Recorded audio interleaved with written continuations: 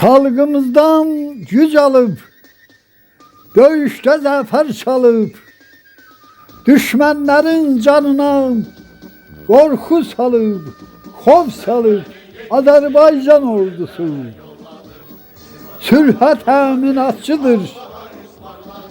Amalı hoş niyettir. Amma diyal savaşta odalovdu, dəhşətdir Azerbaycan ordusu. Dəvətsiz qonaqları göstərdikcə öz yerin, Nikol Paşinyana da baş sağlığı göndərən Azerbaycan ordusu düşməni çaşbaş salır. Onda olan bu gurur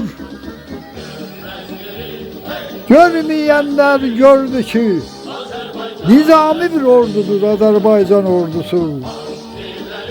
Kükreyen bir denizdir, azimlidir, metindir.